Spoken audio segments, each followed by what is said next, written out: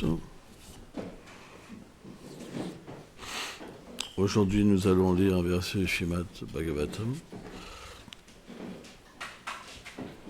Troisième chant, chapitre 8, verset 6.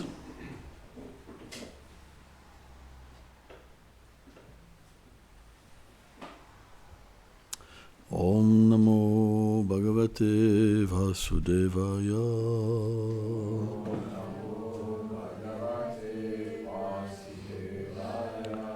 Om Namo Bhagavate Vasudevaya.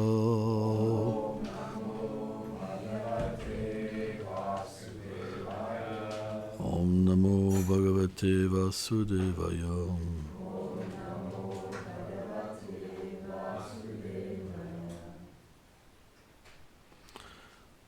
Moho Ginanto Vachasanuragam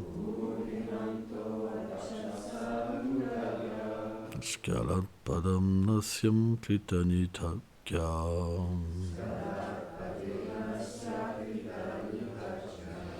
Kilitam Sasram Manipravekam Pradyam Chitot Dhammam Phanam Sa Asram. Traduction.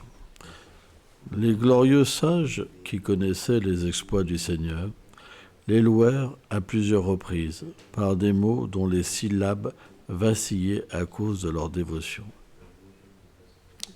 Ils s'enquirent sincèrement auprès du Seigneur, dont les milliers de capuchons répandaient tout autour l'éclat des couronnes incrustées de pierres précieuses posées sur ces capuchons. Commentaire. Les sages connaissaient les glorieuses activités du Seigneur. Aussi, lorsqu'ils le rencontrèrent, les glorifièrent-ils à travers des poésies choisies en vue de le satisfaire. Mais parce qu'ils étaient remplis d'émotion à cause de leur dévotion, leurs paroles vacillantes.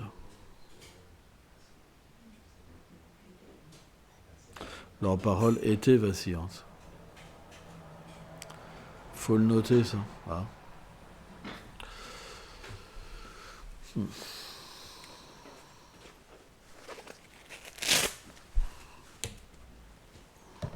Omagyanati milandasya ganam jalam shalakaya Shakshuru meditam jinata smai shigura phenama Namam Vishnu Padaya Krishna Prestaya Bhutale Shrimate Bhaktivedanta Swaminiti Namini Namaste Sarasvati Devi Kaulavani Pracharini Nilveshesha Sunyavadi Prachachadeshatarini Vanchakalpatalubhyacham Kripa Sindhubhyayavacham Patitanam Pavanebhyo Vaishnavebhyo Namo Namaha Jaya Shri Krishna Chaitanya Prabhu Nityananda Shri Advaita Gadadara Shivasadi Gaura Bhaktavinda. Différents sentiments existent.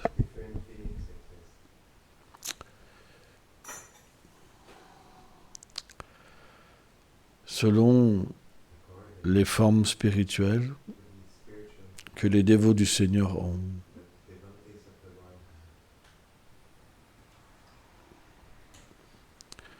Et selon la forme que le Seigneur prend.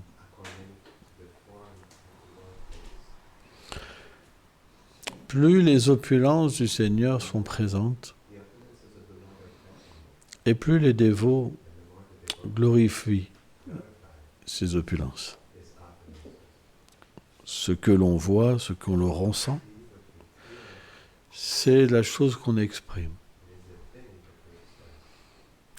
Lorsqu'on rencontre la douceur du Seigneur,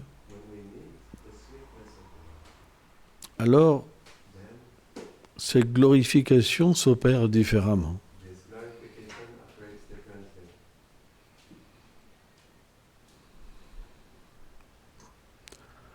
Pourquoi? Parce que les sentiments sont différents. L'expérience est différente. Qu'est-ce que veut dire la douceur? Que le Seigneur a besoin de refuge. Il a besoin d'aide. Il ressent l'amour pour ses dévots comme un refuge dans sa douceur. Et cette douceur, elle laisse apparaître en lui-même comme un manque. Sans vous, je n'ai pas d'existence. Parce que il y a l'amour. À Vraj, l'amour est complètement pur. Lorsque dans ce monde matériel, un homme tombe amoureux d'une femme, ou une femme tombe amoureuse d'un homme, alors, quand l'amour devient très fort, ils ne peuvent vivre un instant sans être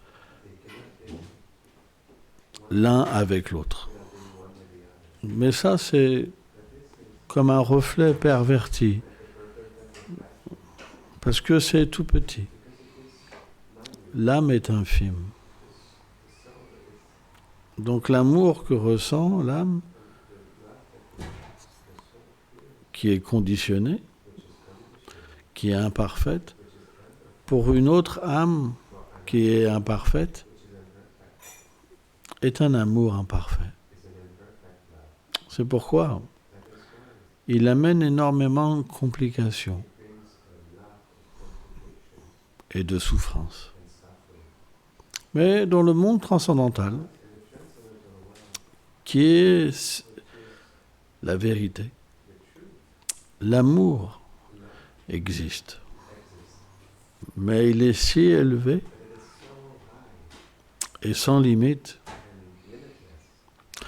qu'il englobe tous les compagnons du Seigneur. C'est pourquoi dans la demeure du Seigneur, on n'est pas séparés des uns des autres, mais on est dans l'harmonie suprême des sentiments que ressent Krishna pour Radharani ou Radha pour Krishna. Et c'est pourquoi, lorsque cet amour s'exprime, il s'exprime dans la douceur et dans les sentiments que Radha et Krishna se portent pour eux-mêmes. Imaginez par exemple la scène. Alors c'est difficile pour l'âme conditionnée, bien sûr, qui ressent aucun attachement ni goût pour le Seigneur suprême. Parce qu'il faut au moins être à un niveau Ashakti pour comprendre un tout petit peu, pour avoir une perception d'un certain niveau de ce genre de sentiment. Mais si vous arriviez dans un moment où Krishna, par exemple, se met à pleurer dans les bras de Subal-Saka et qui lui révèle son cœur, qu'il ne peut pas vivre sans sa bien-aimée. Imaginez si vous arrivez comme ça, avec des prières, « Ô Seigneur suprême !» C'est pas possible. On appelle ça Rasabasa.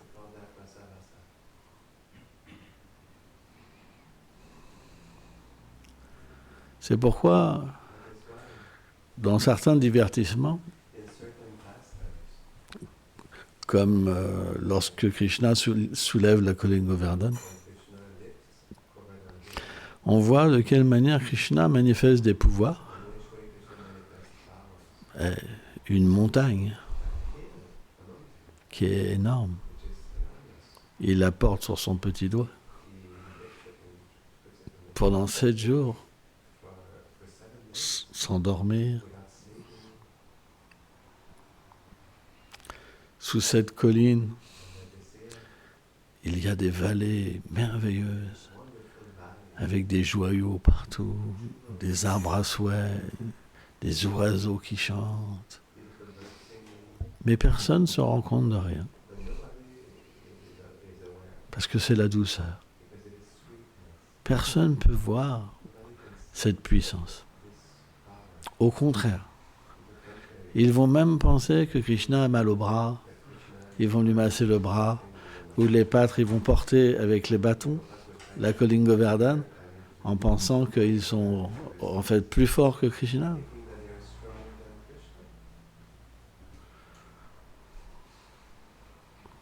Il ne peut pas avoir de rasabhasa. Parce que le sentiment, il est dans la douceur. Krishna est mon ami.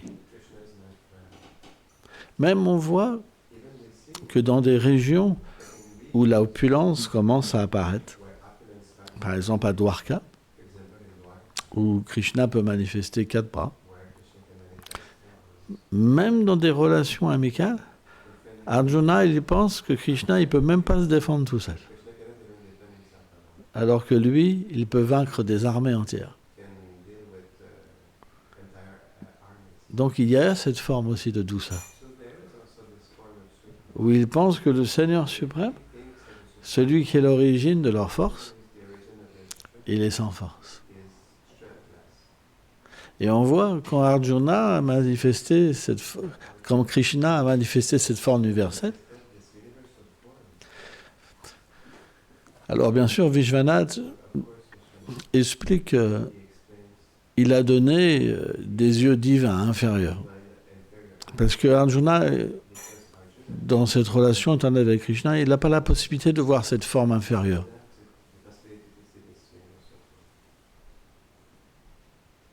C'est pas possible. Parce que la forme universelle, c'est une forme qui est temporaire, qui est parfois manifestée et non manifestée. Mais, lorsqu'il a vu cette forme, il était vraiment surpris. Parce qu'il avait le mental d'Arjuna, d'être l'ami de Krishna, et il voit Krishna manifester cette forme monstrueuse, suprêmement puissante. Et à ce moment-là, il y a eu une complète désharmonie dans la personnalité d'Arjuna. Comment c'est possible que cette personne que je pensais qui ne pouvait même pas se défendre tout seul, il soit l'origine de tout? Et là, tout a changé. Tout son sentiment a changé. Mais en même temps, parce que il était toujours Arjuna qui voyait l'opulence du Seigneur, il ne pouvait pas apprécier cette situation. Et donc il a demandé à Krishna de reprendre une forme plus douce. Mais Krishna a joué avec Arjuna. Et c'est ça le sentiment de Sakha, d'amitié. C'est que Krishna, il manifeste une forme sans limite, terrifiante. C'est expliqué que tous les guerriers rentraient dans cette bouche. Elle détruisait tout. C'était terrifiant. Et Arjuna, son corps tremblait d'émotions qui étaient contradictoires finalement et qu'il ne désirait pas, qu'il n'était pas habitué. Il y avait un certain émerveillement, mais à un moment, c'était sans goût. Un bhakta qui expérimente le brahman, par exemple, c'est comme une punition. Et pourtant, les impersonnalistes, pour eux, c'est l'émerveillement total. Mais Arjuna, qu'est-ce qu'il a dit? Oh, j'ai vu cette forme, c'est bien, maintenant je voudrais que tu reprennes ta forme normale. Et Krishna a dit, mais pourquoi? Il faut maintenant que tu médites sur cette forme. Krishna a joué. Ça, c'est le Sakya. Parce qu'il y a la douceur, même s'il manifeste son opulence. C'est ça le Seigneur suprême. Il peut tout faire. C'est pourquoi la Bhagavad Gita, elle est comprise à différents niveaux. Et elle est commentée à différents niveaux. Alors bien sûr, certains Vaishnavas ont commenté la Bhagavad Gita comme une... Ce sont toujours les paroles que le Seigneur inspire à son dévot, mais comme un moyen pour les êtres de commencer leur dévotion. Parce qu'il faut établir une base pour souvent, dans une prochaine vie, progresser. Srila Bhaktisiddhanta disait il faut 3 vies pour retourner à Krishna. Donc la première vie, c'est cette base. Il n'y a pas de sentiment. On n'a pas de goût. Il n'y a pas d'amour.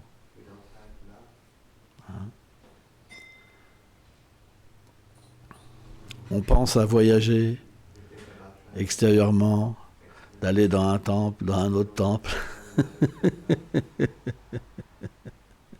Parce qu'on ne voyage pas à l'intérieur. On a besoin de prendre des vacances, de ceci, de cela, de changer. Et c'est normal. Parce qu'on essaie de trouver un équilibre pour rester un Vaishnava. Et c'est très important. Mais sur le plan du Madhyam Adhikari, le voyage commence à l'intérieur. Le goût se manifeste, véritablement. Et il ne trouve pas de goût autre que dans Krishna. Avant, il faut un certain équilibre entre les deux. Mais quand l'état du Madhyam Adhikari se manifeste, il ne peut pas être autre chose qu'un dévot et trouver le goût en Krishna. Et après, à un certain moment, quand le Seigneur est satisfait, alors le voyage commence. Il a une expérience du monde transcendantal.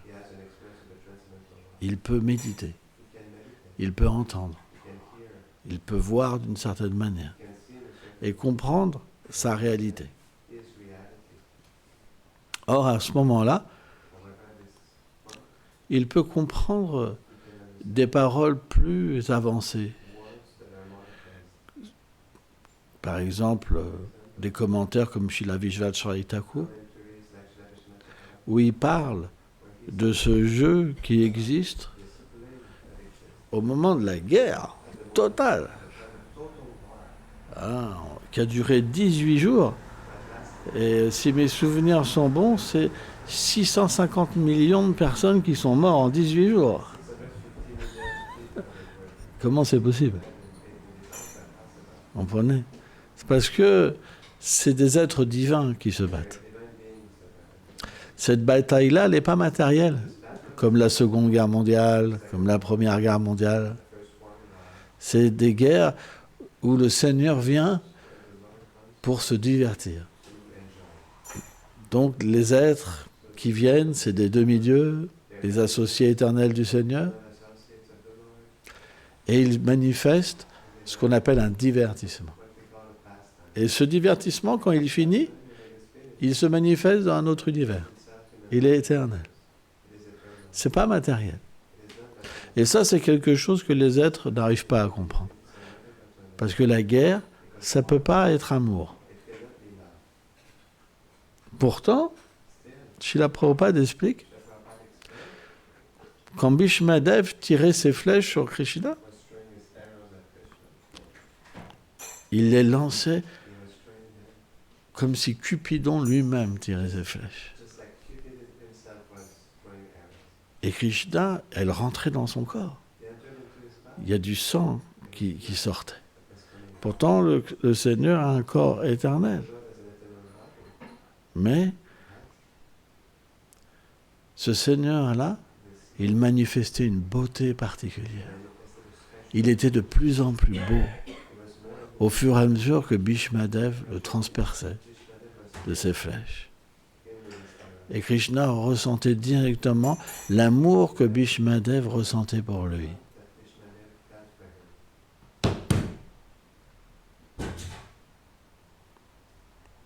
Qui peut comprendre tout ça?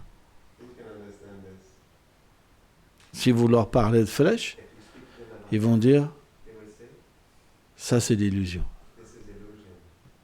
C'est ça le shanta de ce monde, la neutralité, le yoga que tout le monde pratique. Parce qu'il n'y a pas de sentiment spirituel. C'est juste pratiquer pour avoir la paix. Mais sans avoir de relation avec le Seigneur. Or, dans cette circonstance, on ne peut pas comprendre les divertissements du Seigneur. C'est impossible.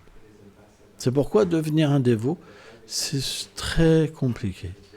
Il faut avoir accompli dans les vies passées tellement d'actes de piété pour pouvoir accepter que la guerre de Kurukshetra, finalement, c'est complètement transcendantal et empli de sentiments.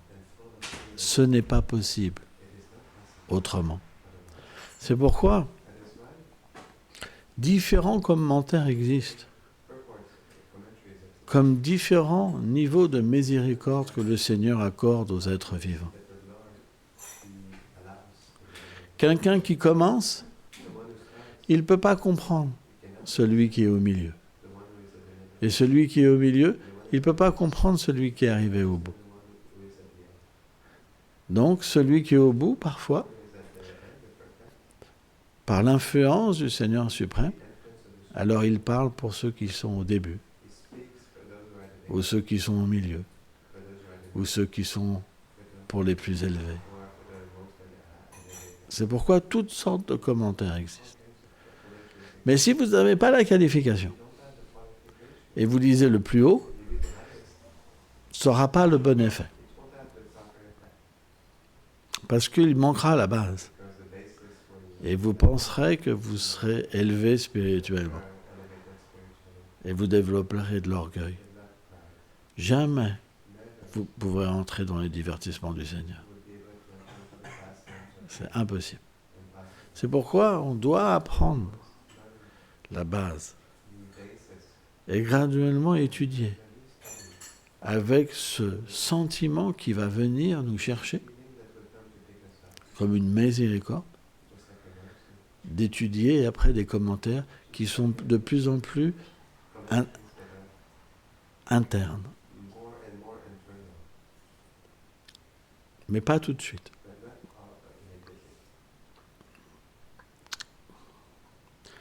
C'est une règle.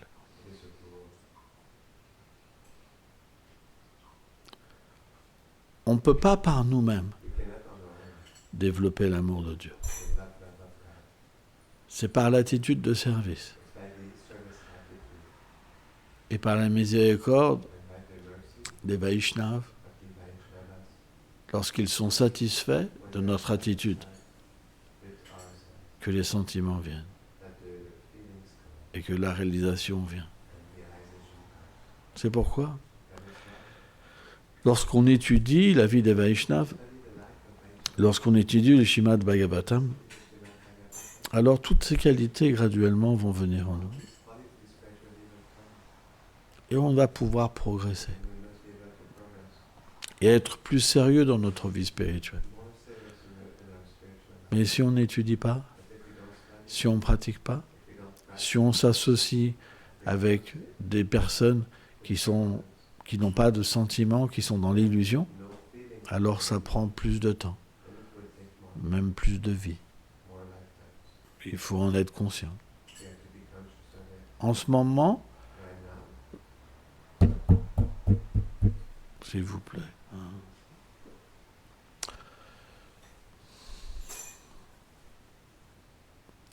En ce moment, c'est nous qui décidons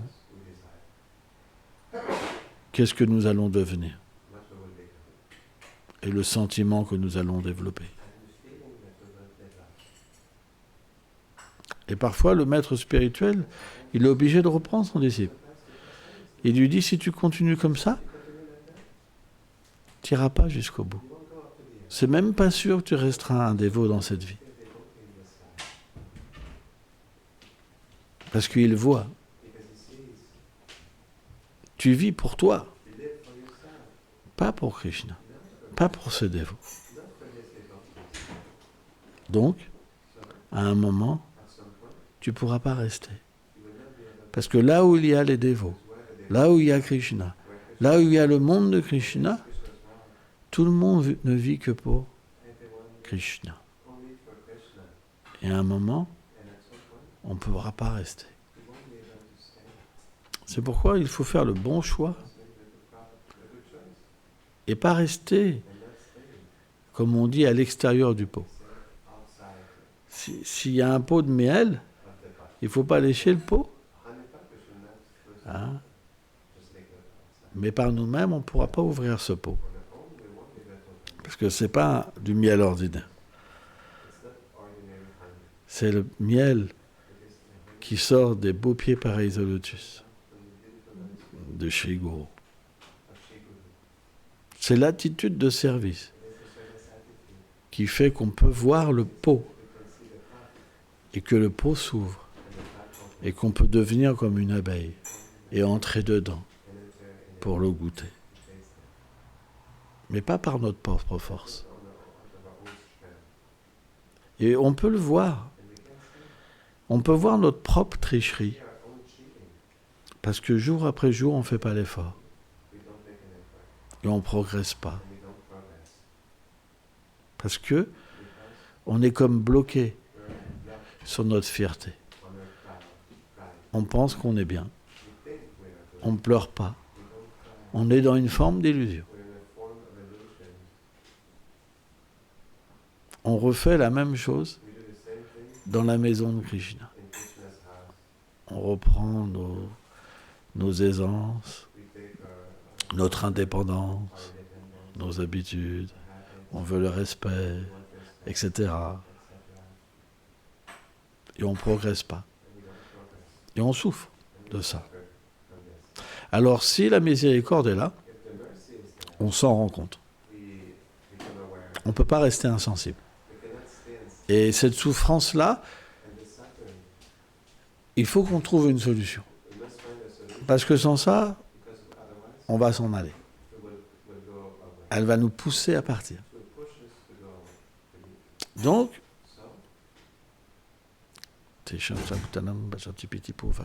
Krishna dit, il donne l'intelligence.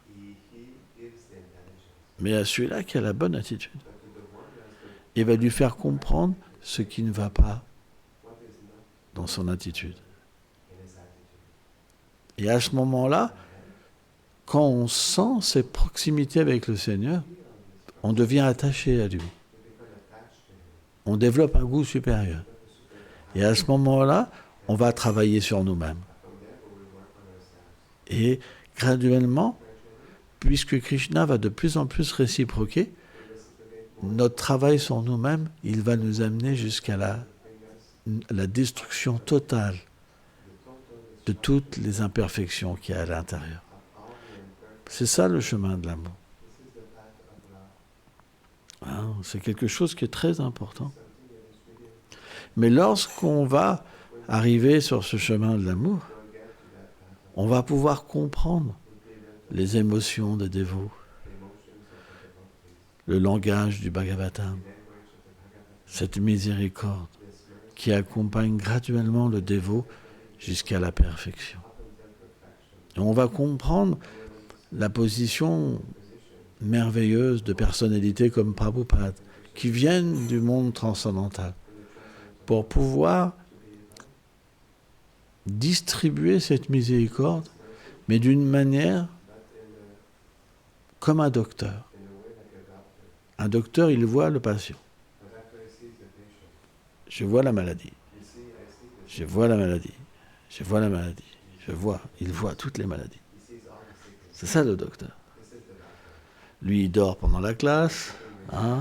Lui, il veut voyager. Lui, il veut son petit machin. Il voit tout. Mais le docteur, c'est pas qu'il va dire vous êtes fini. C'est fini. Il vous reste juste quelques instants à vivre. Non. Il sait qu'il y a un traitement qui existe et qui va permettre de soigner la maladie. Eh bien, les grandes personnalités qui viennent du monde transcendantal, ils parlent des fois d'une manière tellement basique, alors ils pourraient parler du cœur de Krishna et révéler tous les secrets de son cœur. Mais ça n'aurait pas de valeur. C'est comme donner, je ne sais pas, un beau gâteau à un cochon. Le cochon, il ne va pas pouvoir comprendre la saveur d'un gâteau. Il va même préférer un excrément chaud. Donc, selon notre conscience, on va pouvoir apprécier. C'est pourquoi les grands Vaishnavas, et c'est les plus grands des Vaishnavas, il n'y a qu'eux qui peuvent faire ça. Ils viennent avec un tel niveau d'amour et d'intimité, et ils vont donner une base pour que tous les êtres vivants puissent devenir des dévots et progresser graduellement. Et c'est ça la beauté du personnage de Srila Prabhupada. Et c'est très mal compris. Parfois même certains pensent que Prabhupada n'est pas un pur dévot, par exemple. Ça arrive. Hein. Qu'il a donné juste quelques petites choses comme ça. Et que dans ses livres, rien, il n'y a pas de substance de l'amour de Dieu. Il y a toutes sortes de spéculations. Mais, lorsqu'on reçoit la miséricorde de Srila Ada, alors on peut comprendre le personnage extraordinaire de Prabhupada. Mais, c'est comme un joyau, le plus beau joyau de la couronne des Vaishnavas, qui est caché et qui peut être simplement révélé par une miséricorde spéciale. C'est pourquoi c'est très difficile de comprendre les associés du Seigneur. De quelle manière ils parlent, de quelle manière ils marchent, de quelle manière ils se comportent. On voit par exemple, quand Srila Prabhupada a été à la mairie de Paris, c'est super important. Donc on lui explique tout le protocole. Et dès que le maire va arriver, il faut se lever. Et le maire de Paris, à cette époque-là, c'était un autre niveau que maintenant. Dans les années 70, c'était pas la même mentalité. C'était vraiment considéré comme des personnages très importants. Maintenant, c'est moins. Mais quand il est arrivé, le maire, Prabhupada ne s'est pas levé. Et le disciple, il a dit, Prabhupada, il faut vous lever. Et il dit, pourquoi je me lèverais? Pour qui? Il n'y a que les associés du Seigneur qui peuvent faire ça. Parce que les retombées ont été très mauvaises. Mais l'associé du Seigneur, il est libre. Il n'est lié à aucune règle. Personne ne peut faire ça. Vous comprenez? Et en fait, ces gloires des grands dévots du Seigneur, elles ne peuvent pas être comprises. Parce que on voit même des dévots qui critiquent Prabhupada, les sannyasis. J'ai entendu il n'y a pas longtemps un sannyasi critiquer Prabhupada et il disait qu'il était raciste. C'est quelqu'un qui vient au Michigan des fois, qui écrit des livres. Je ne dirais pas son nom. Mais pourquoi? Parce qu'ils ne peuvent pas comprendre. Ils ne peuvent pas comprendre la nature des Vaishnavas. Parce qu'il faut être introduit dans le monde transcendantal pour les comprendre. Merci beaucoup.